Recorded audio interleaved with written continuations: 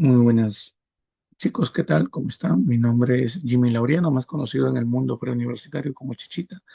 Y en esta oportunidad les traigo aquí el solucionario del curso de Historia del Perú en relación a las preguntas del examen de admisión tomado por la Universidad Nacional Mayor de San Marcos en el proceso de admisión 2026-1, llevado a cabo el día de hoy, 4 de octubre del año 2025. Y bueno, veamos qué nos ha preguntado San Marcos.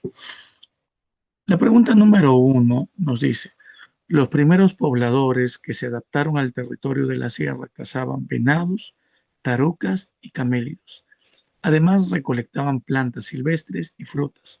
Las evidencias más antiguas son las dejadas por los habitantes del abrigo rocoso de... A ver,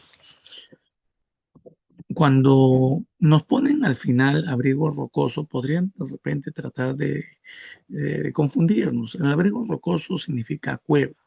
¿Ya? Si es cueva y nos hablan de primeros pobladores de la sierra dedicados a la caza y a la recolección, pero luego nos colocan en la parte final de las evidencias más antiguas. Déjame decirte que cuando te piden evidencias más antiguas, yo sé que tú estás pensando al ojo de repente Toquepala.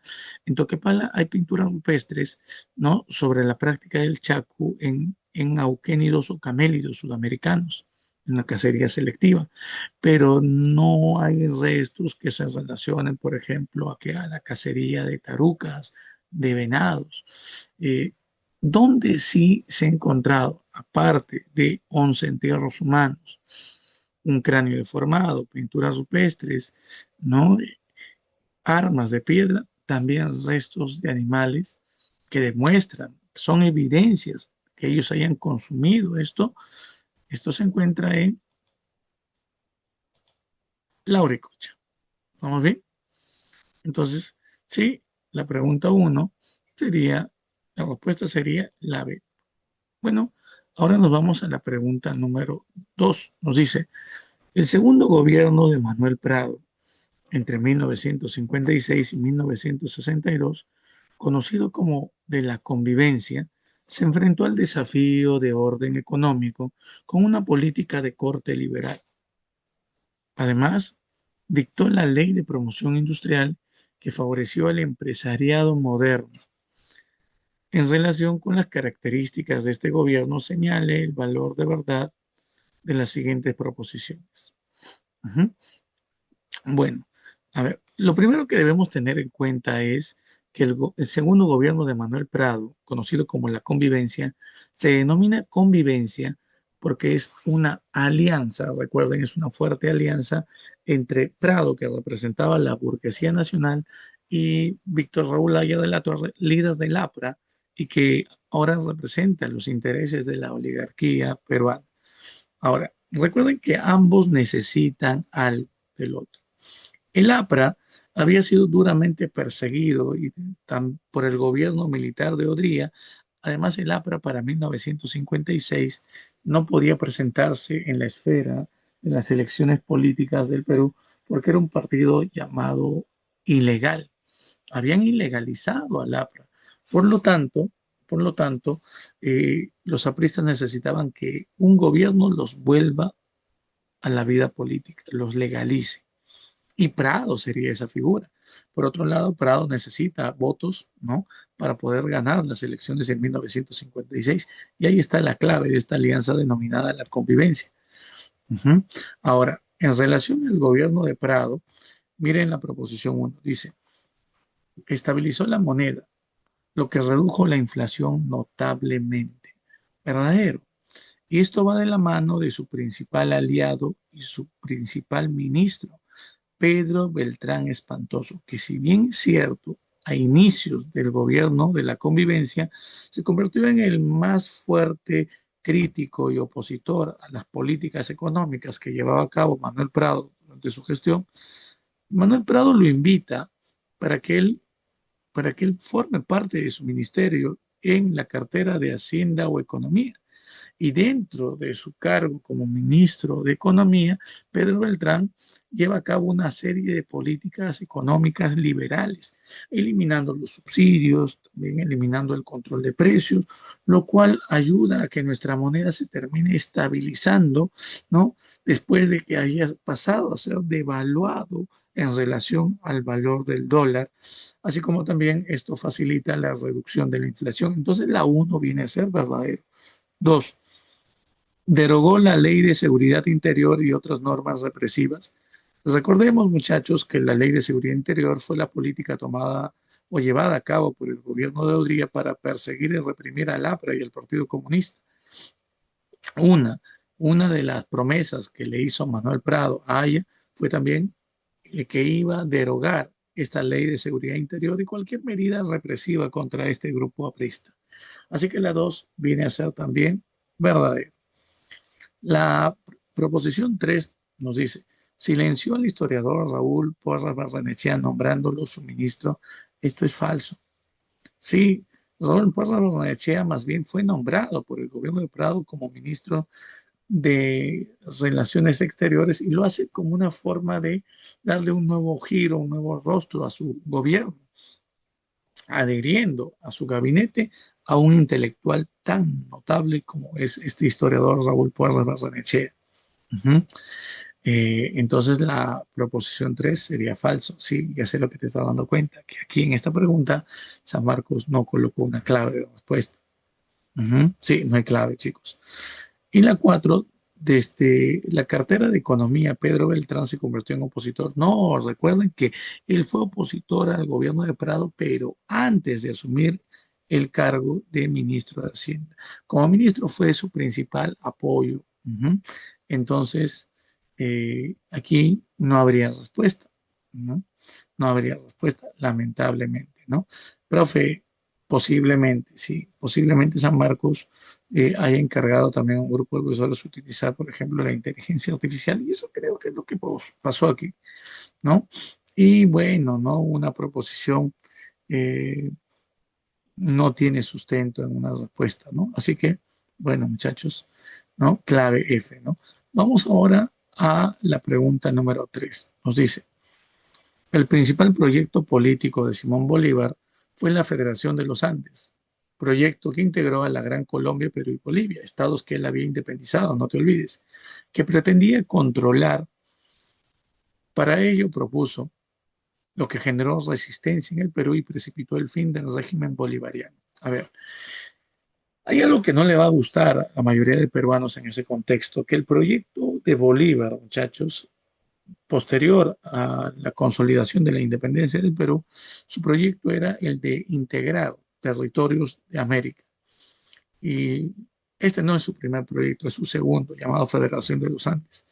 Pero lo que Bolívar trató de hacer para poder legalizar su mandato y su control dentro de la Federación de los Andes fue tratar de establecer una constitución vitalicia.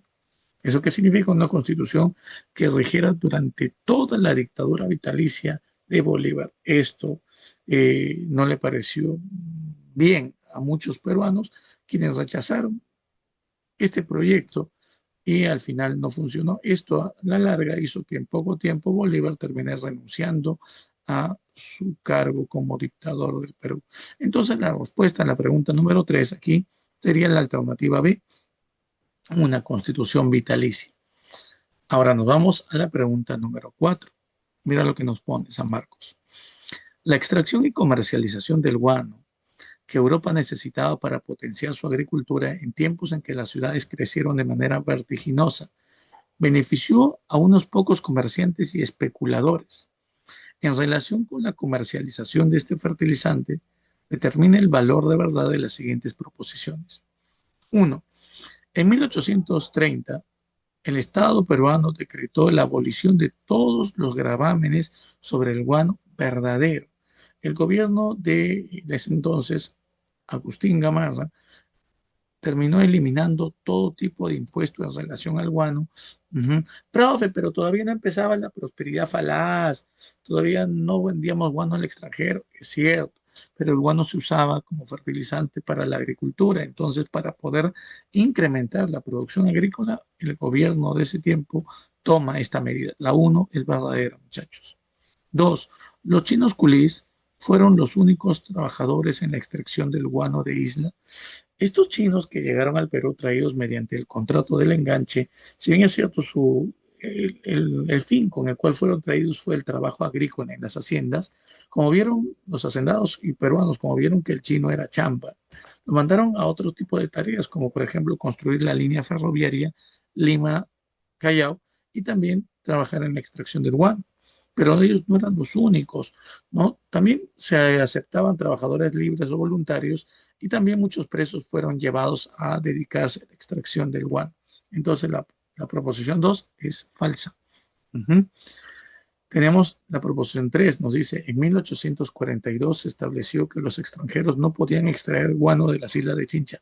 Eso es falso, muchachos, ¿no? Es más, unos años después llegaron quienes, los chinos culís, y van a ser utilizados aquí como mano de obra.